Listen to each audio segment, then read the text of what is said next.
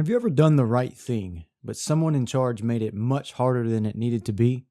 Today we watch Jonathan step out in bold faith, and his father Saul nearly ruins everything. Let's dive in. Hey everyone, and welcome to The Unadorned Bible, the channel where I'm reading chronologically through the Bible with you in 1 year. I'm so glad that you are here. Today is day 103 of our journey, and we're going to be reading one chapter today.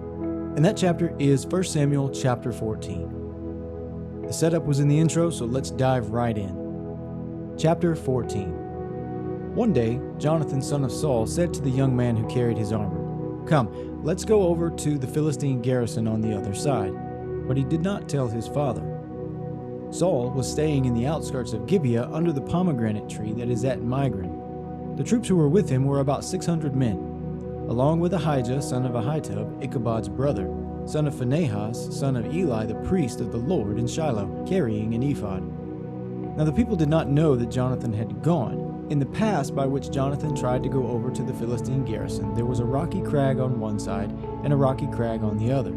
The name of the one was Bozez, and the name of the other was Seneh. One crag rose on the north in front of Michmash, and the other on the south in front of Geba. Jonathan said to the young man who carried his armor, "Come, let us go over to the garrison of these uncircumcised. It may be that the Lord will act for us, for nothing can hinder the Lord from saving by many or by few." His armor-bearer said to him, "Do all that your mind inclines to. I am with you, as your mind is, so is mine." Then Jonathan said, "Now we will cross over to these men and will show ourselves to them. If they say to us, 'Wait until we come to you,' then we will stand still in our place, and we will not go up to them. But if they say, 'Come up to us,' then we will go up, for the Lord has given them into our hand. That will be our sign." So both of them showed themselves to the garrison of the Philistines, and the Philistines said, "Look, Hebrews are coming out of the holes where they have hidden themselves." The men of the garrison hailed Jonathan and his armor-bearer, saying, "Come up to us, and we will show you something." Jonathan said to his armor-bearer, "Come up after me, for the Lord has given them into the hand of Israel." Then Jonathan climbed up on his hands and feet, with his armor-bearer following him. The Philistines fell before Jonathan, and his armor-bearer, coming after him, killed them.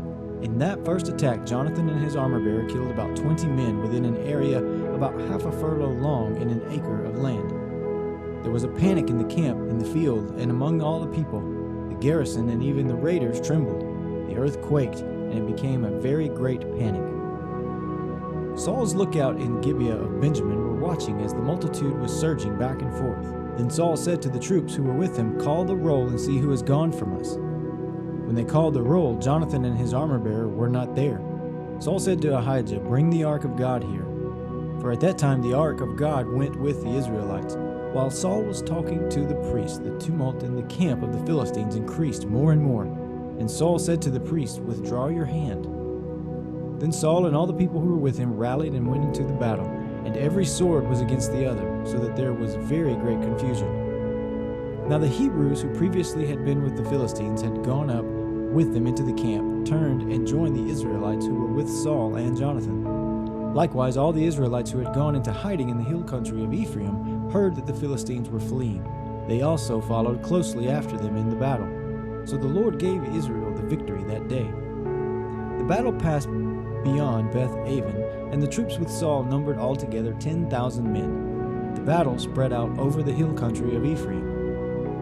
Now Saul committed a very rash act on that day. He had lain an oath on the troops, saying, "Cursed be anyone who eats food before it is evening, and I have been avenged on my enemies." So none of the troops tasted food. All the troops came upon a honeycomb, and there was honey on the ground. When the troops came upon the honey was dripping out, but they did not put their hands to their mouths, for they feared the oath.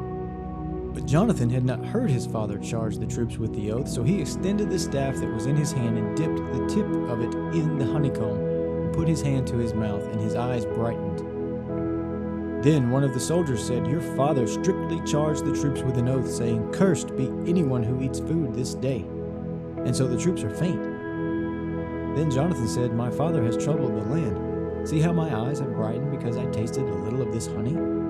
How much better if today the troops had eaten freely of the spoil taken from their enemies, for now the defeat of the Philistines has not been great." After they had struck down the Philistines that day from Michmash to Aijalon, the troops were very faint. So the troops flew upon the spoil, and took sheep and oxen and calves, and slaughtered them on the ground, and the troops ate them with the blood. Then it was reported to Saul, "Look, the troops are sinning against the Lord by eating with the blood." And he said, "You have dealt treacherously. Roll a large stone before me here." Saul said, "Disperse yourselves among the troops and say to them, let all bring their oxen or their sheep and slaughter them here and eat, and do not sin against the Lord by eating with the blood." So all of the troops brought their oxen with them that night and slaughtered them there. And Saul built an altar to the Lord. It was the first altar that he built to the Lord. Then Saul said, "Let us go down after the Philistines by night and despoil them until morning light. Let us not leave one of them."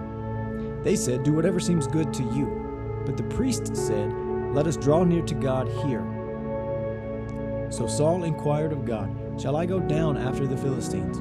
Will you give them into the hand of Israel?" But he did not answer him that day.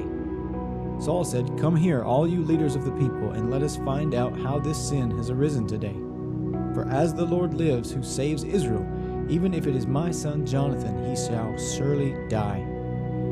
But there was no one among all the people who answered him. He said to all Israel, "You shall be on one side, and I and my son Jonathan will be on the other side." The people said to Saul, "Do what seems good to you." Then Saul said, "O Lord God of Israel, why have you not answered your servant today?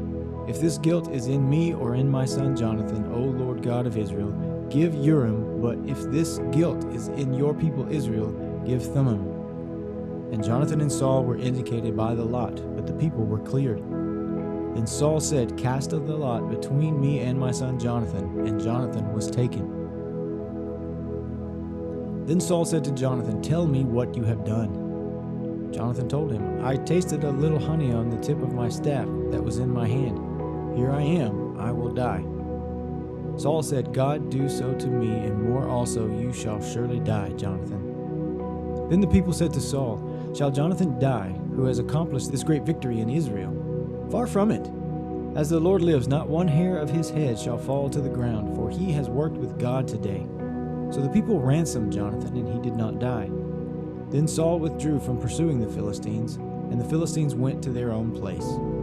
When Saul had taken the kingship over Israel, he fought against all his enemies on every side, against Moab, against the Ammonites, against Edom, against the king of Zobah, and against the Philistines. Wherever he turned, he routed them.